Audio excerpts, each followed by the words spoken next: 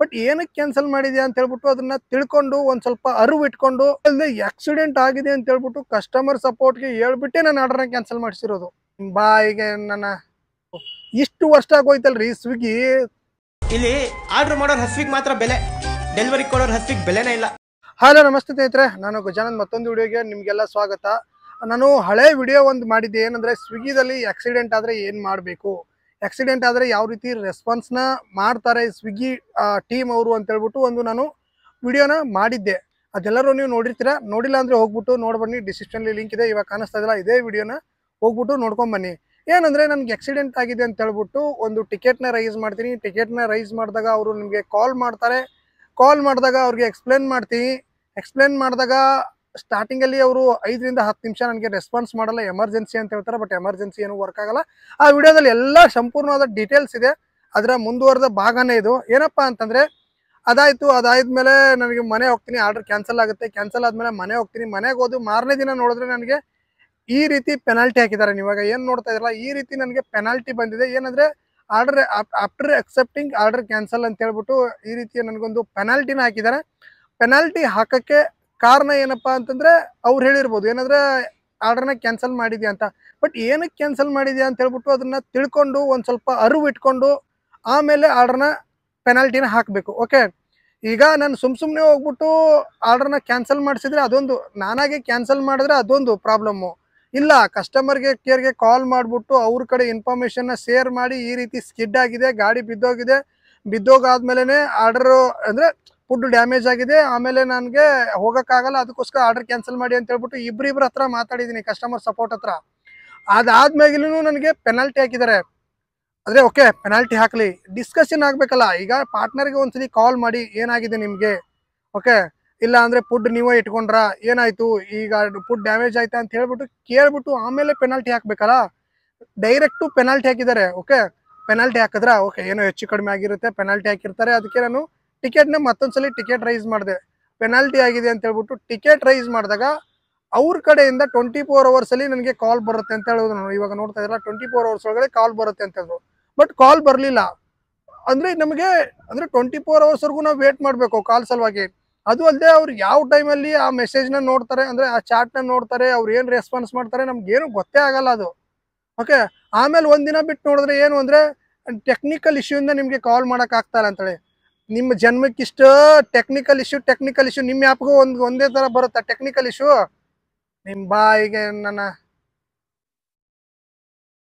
ಅಲ್ಲ ರೀ, technical issue ಏನು ಟೆಕ್ನಿಕಲ್ ಇಶ್ಯೂ? ಒಂದ್ಸಲಿ ಟೆಕ್ನಿಕಲ್ ಇಶ್ಯೂನ ಓಕೆ, ಟೆಕ್ನಿಕಲ್ ಇಶ್ಯೂ ಆಯಿತು. ಮತ್ತೆ ನಾನು ಏನಾದ್ರು ಅದು ರೆಸಾಲ್ವ್ ಆಗಿತ್ತು, ಟಿಕೆಟ್ ರೈಸ್ ಮಾಡಿದ್ರಲ್ಲ ಅದು ರೆಸಾಲ್ವ್ ಆಗಿತ್ತು.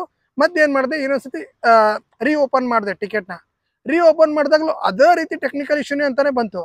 ಅಲ್ಲ, ನಮಗೆ ಏನಂತ ಅನ್ಕೊಂಡ್ಬಿಟ್ಟಿದ್ದಾರೆ ಇವರು. ಈಗ ಓಕೆಪ್ಪ, ನಾನು ಫ್ರಾಡ್ ಮಾಡಿದ್ದೀನಿ, ಒಂದ್ಸಲಿ ಕಾಂಟ್ಯಾಕ್ಟ್ ಮಾಡಿಬಿಟ್ಟು ಏನಾಗಿದೆ, ಎಂತಾಗಿದೆ, ಏನು ಪ್ರಾಬ್ಲಮ್ ಆಯಿತು ಅಂತ ಹೇಳ್ಬಿಡ್ತಾನೆ ನನಗೆ ಪೆನಾಲ್ಟಿ ಹಾಕಬೇಕು. ಅದು ಅಲ್ಲದೆ ಆಕ್ಸಿಡೆಂಟ್ ಆಗಿದೆ ಅಂತ ಹೇಳ್ಬಿಟ್ಟು ಕಸ್ಟಮರ್ ಸಪೋರ್ಟ್ಗೆ ಹೇಳ್ಬಿಟ್ಟೆ ನಾನು ಆರ್ಡರ್ನ ಕ್ಯಾನ್ಸಲ್ ಮಾಡಿಸಿರೋದು. ವಿತೌಟ್ ನಾನೇ ಬೇಕು ಅಂತ ಏನು ಕ್ಯಾನ್ಸಲ್ ಮಾಡಿಲ್ಲ ಆರ್ಡರ್ನ. ನೀವು ಅದು ಆರ್ಡರ್ನ ಹೋಗ್ಬಿಟ್ಟು ಆ ವಿಡಿಯೋನ ಆಲ್ರೆಡಿ ನೋಡಿ ಬನ್ನಿ, ನಿಮಗೂ ಕೂಡ ಅರ್ಥ ಆಗುತ್ತೆ ಅದು ಏನಾಗಿದೆ ಅಂತ ಹೇಳ್ಬಿಟ್ಟು.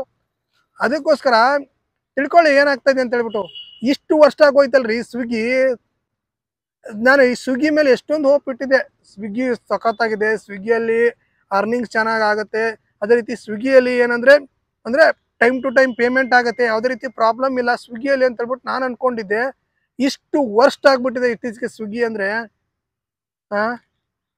ಹೇಳೋಕ್ಕಾಗ್ತಾಯಿಲ್ಲ. ಅಂದರೆ ಇವಾಗ ಪೆನಾಲ್ಟಿ ಹಾಕಲಿ, ರೀಸನ್ ಇರುತ್ತೆ ಪೆನಾಲ್ಟಿ ಹಾಕೋಕ್ಕೆ, ಏನಾದ್ರು ಫ್ರಾಡ್ ಮಾಡ್ತಾ ಇರ್ತಾರೆ ಅದಕ್ಕೋಸ್ಕರ ಅಂತ ಹೇಳ್ಬಿಟ್ಟು ಪೆನಾಲ್ಟಿ ಹಾಕ್ತಾರೆ. ಈಗ ನಮ್ಮ ಪಾರ್ಟ್ನರ್ ಜೊತೆ ಡಿಸ್ಕಷನ್ನೇ ಮಾಡಲ್ಲ, ಏನಾಯಿತು ಅಂತ ಕೇಳಲ್ಲ, ಏನು ವಿಚಾರ ಆಯಿತು ಅಂತ ಕೇಳಲ್ಲ, ಇನ್ನು ಮುಂದೆ ಏನು ಮಾಡಬೇಕು ಅಂತ ಕೇಳಲ್ಲ, ಈ ರೀತಿ ನೆಕ್ಸ್ಟ್ ಆಗದೆ ಇರಲಿ ಅಂತ ಹೇಳ್ಬಿಟ್ಟು ಕೇಳಲ್ಲ, ವಾರ್ನಿಂಗ್ ಕೊಡಲ್ಲ, ಏನಿಲ್ಲ. ಸಡನ್ನಾಗಿ ಅವ್ರು ಹೇಳಿದ್ದೇ ಆಟ, ಅವ್ರು ಹೇಳಿದ್ದೇ ಇದು, ಅವ್ರದ್ದೇ ಕತೆ. ಏನಾದ್ರು ಹೆಚ್ಚು ಕಡಿಮೆ ನಾವು ಮಾತಾಡೋಕೆ ಹೋದ್ರೆ ನಮ್ಗೇನು ಗೊತ್ತಿಲ್ಲ ಅಂತ ಹೇಳ್ಬಿಟ್ಟು ಕಸ್ಟಮರ್ ಸಪೋರ್ಟ್ ಹೇಳ್ತಾರೆ. ನಾವು ಯಾರನ್ನ ಕಾಂಟ್ಯಾಕ್ಟ್ ಮಾಡಬೇಕು? ಇವಾಗ ನನಗೆ 2 ಸತಿ ನಾನು ಟಿಕೆಟ್ನ ರೈಸ್ ಮಾಡಿದೆ, 2 ಸತಿ ಆದ್ರೂ ನನ್ನ ದುಡ್ಡು ನನಗೆ ರೀಫಂಡ್ ಆಗಿಲ್ಲ. ಓಕೆ, ರೀಫಂಡ್ ಆಗೋದು ದೂರ ಉಳಿತು. ಅವ್ರು ನನಗೆ ಕಾಂಟ್ಯಾಕ್ಟ್ಗೆ ಸಿಗ್ತಾ ಇಲ್ಲ. ಯಾವ ರೀತಿ ಅವ್ರನ್ನ ಕಾಂಟ್ಯಾಕ್ಟ್ ಮಾಡಲಿ, ಯಾವ ರೀತಿ ಅವ್ರನ್ನ ಕಾಲ್ ಮಾಡಲಿ ಅಂತ ಹೇಳ್ಬಿಟ್ಟು ಗೊತ್ತಾಗ್ತಾಯಿಲ್ಲ. ಅಕಸ್ಮಾತ್ ಇವಾಗ ಯಾವುದೇ ಆರ್ಡರ್ ಮಾಡುವಾಗ ನಾನು ಅವ್ರಿಗೆ ಕಾಂಟ್ಯಾಕ್ಟ್ ಮಾಡಿದ್ರೆ, ಕಾಲ್ ಮಾಡಿದಾಗ ಈ ಆರ್ಡರ್ ಬಗ್ಗೆ ಅಷ್ಟೇ ಮಾತಾಡಿ, ಹಳೆ ಆರ್ಡರ್ ಬಗ್ಗೆ ಏನಾದರೂ ನೀವು ಟಿಕೆಟ್ನೇ ರೈಸ್ ಮಾಡಿ ಅದ್ರ ಬಗ್ಗೆ ಇನ್ಫಾರ್ಮೇಷನ್ ಅಲ್ಲೇ ತೊಗೊಳ್ಳಿ ಅಂತ ಹೇಳ್ತಾರೆ. ಇವ್ರಿಗೆ ಟಿಕೆಟ್ ರೈಸ್ ಮಾಡಿದ್ರೆ ಟೆಕ್ನಿಕಲ್ ಇಶ್ಯೂ ಇದೆ, ನಿಮಗೆ ಕಾಲ್ ಮಾಡಕ್ ಆಗ್ತಾ ಇಲ್ಲ ಅಂತಾರೆ. ಅಲ್ಲ, ಅಲ್ಲಿ ಕಾಲ್ ಮಾಡಕ್ಕಾಗತ್ತೆ. ಆನ್ಲೈನ್ ಆರ್ಡರ್ ಅಂದ್ರೆ ಇವಾಗ ನಾನೇನೋ ಯಾವುದೋ ಒಂದು ಆರ್ಡರ್ನ ತಗೊಂಡಿರ್ತೀನಿ, ಅದರಲ್ಲಿ ಕಾಲ್ ಮಾಡಕ್ಕಾಗತ್ತೆ. ಇಲ್ಲಿ ಟಿಕೆಟ್ ರೈಸ್ ಮಾಡಿದಾಗ ಕಾಲ್ ಮಾಡಕ್ ಆಗಲ್ಲ ಅಂದ್ರೆ ಎಂತ ವರ್ಸ್ಟ್ ತುಕಾಲಿ ಅಪ್ಲಿಕೇಶನ್ಗಳು ಇದಾವೆ ಅಂತ ಅರ್ಥ ಮಾಡ್ಕೊಳ್ಳಿ. ಓಕೆ, ಇದ್ರ ಬಗ್ಗೆ ನಾನು ಒಂದೊಂದು ಚರಿತ್ರೆನ ಬಿಚ್ಚಾಕ್ತಾ ಹೋಗ್ತಾ ಇರ್ತೀನಿ ಇನ್ಮೇಲೆ. ಇಷ್ಟು ದಿವಸ ಏನೋ ಇರ್ಲಿ ಬಿಡಿ, ಒಂದ್ಸಲಿ ಆಗಿರುತ್ತೆ, 2 ಸತಿ ಆಗಿರುತ್ತೆ ಅಂತ ಹೇಳ್ಬಿಟ್ಟು ನಾನು ಸುಮ್ಮನಾದೆ. ಇನ್ಮೇಲೆ ಹಂಗ್ ಮಾಡಲ್ಲ.